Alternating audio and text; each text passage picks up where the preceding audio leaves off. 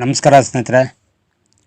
ನಮ್ಮ ಭಾರತ ಹೆಚ್ಚು ಅವಲಂಬಿತವಾಗಿರ್ತಕ್ಕಂಥದ್ದು ಕೃಷಿ ಮೇಲೆ. ಏಕೆಂದರೆ ಅದನ್ನು ನಿಭಾಯಿಸುವಂತಹ ಒಬ್ಬ ರೈತನಿಗೆ ಈ ದೇಶದ ಬೆನ್ನೆಲುಬು ಅಂತ ನಾವು ಕರಿತೀವಿ. ಆತ ಅನ್ನವನ್ನು ನೀಡುವಂತಹ ಒಬ್ಬ ಅನ್ನದಾತ. ಆತನನ್ನು ನಾವು ಯೋಗಿ ಅಂತ ಕರಿತೇವೆ. ಯಾಕೆ ಅಂತಂದರೆ ರೈತನನ್ನು ನಾವು ಯಾಕೆ ಯೋಗಿ ಅಂತ ನಾವು ಕರಿತೀವಿ ಅಂತಂದರೆ, ಒಬ್ಬ ರೈತ ಸಮಾಜಕ್ಕೋಸ್ಕರ ತನ್ನ ಸ್ವಾರ್ಥವನ್ನು ತ್ಯಾಗ ಮಾಡಿ ಜೀವನದ ಪೂರ್ತಿ ಒಂದು ಸಂತೋಷವನ್ನು ಸಮಾಜದ ಉದ್ಧಾರಕ್ಕಾಗಿಯೇ ದುಡಿತಾನೆ. ಆತನಿಗೆ ಸ್ವಾರ್ಥ ಅಂತಕ್ಕಂಥದ್ದು ಒಂದು ಎಳ್ಳಷ್ಟು ಕೂಡ ಇಲ್ಲ. ನಾನು ಯಾವ ಒಂದು ಆಧಾರದಲ್ಲಿ ನಾನು ಹೇಳ್ತಿದ್ದೀನಿ ಅಂತಂದರೆ, ನೀವು ಕೃಷಿಯನ್ನು ಒಂದು ಬಲ್ಲವರಾಗಿದ್ದರೆ, ಅಥವಾ ರೈತರ ಮಕ್ಕಳಾಗಿದ್ದರೆ, ಅಥವಾ ರೈತರ ಕುಟುಂಬ ನಿಮ್ಮದಾಗಿದ್ದರೆ ನಿಮ್ಗೆ ಗೊತ್ತಿರುತ್ತೆ ನೋಡಿ. ಇವತ್ತಿನ ಕೃಷಿಗೆ ಸಮಂಜಸವಾದಂತಹ ಒಂದು ಬೆಲೆ ಸಿಗ್ತಾ ಇಲ್ಲ. ಆದರೂ ಕೂಡ ರೈತ ದೇಶದ ಒಳಿತಿಗಾಗಿ ರೈತನಾಗೇ ದುಡಿತೀನಿ ಅಂತ ಅವರು ಒಂದು ವೃತ್ತಿಯನ್ನು ಬಿಟ್ಟು ಯಾವುದೇ ಬೇರೆ ಕೆಲಸಗಳಿಗೆ ಹೋಗೋದಿಲ್ಲ.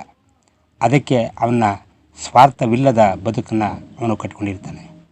ರೈತ ನಿಸ್ವಾರ್ಥ ಬಂಧುಗೆ ಸ್ವಾರ್ಥವನ್ನು ತುಂಬಿಕೊಂಡಿರುವಂತಹ ರಾಜಕಾರಣಿಗಳು ಚುನಾವಣೆ ಬಂತು ಅಂದರೆ ಸಾಕು, ರೈತರ ಸಾಲ ಮನ್ನಾ ಮಾಡ್ತೀವಿ ಅಂತ ಒಂದು ಆಮಿಷಗಳನ್ನು ಒಡ್ಡಿ ರೈತರ ಓಟುಗಳನ್ನು ಕಬಳಿಸ್ತಾರೆ. ರೈತರ ಒಂದು ಇಂದಿನ ಒಂದು ಅವಶ್ಯಕತೆಗೆ ಅವರು ಏನು ಅಂತಲೂ ಕೂಡ ತಿಳಿದೇ ರೈತ ಸಾಲ ಮನ್ನಾ ಅಂತ ಮಾಡೋದಕ್ಕೆ ಮುಂದೆ ಬರ್ತಾರೆ. ಸ್ವಾಮಿ, ರೈತರ ಸಾಲ ಮನ್ನಾ ಮಾಡೋದಿರಲಿ, ಬೆಳೆದ ಬೆಳೆಗೆ ಉತ್ತಮವಾದ ಬೆಲೆಯನ್ನು ಕೊಡಿ ಸ್ವಾಮಿ. ಬೆಳೆದಂಥ ಬೆಳೆಗೆ ಅಗತ್ಯವಾದ ಒಂದು ಸೌಕರ್ಯಗಳನ್ನು ಕಲ್ಪಿಸಿಕೊಡಿ ಸ್ವಾಮಿ. ರೈತ ಬೆಳೆದರೆ ಈ ದೇಶನೂ ಕೂಡ ಒಳಿತಾಗುತ್ತೆ ಅಲ್ವೇ ಸ್ನೇಹಿತರೆ.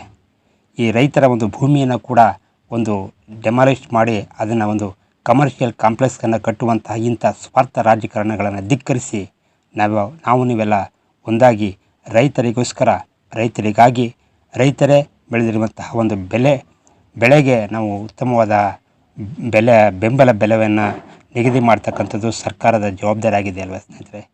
ಧನ್ಯವಾದಗಳು.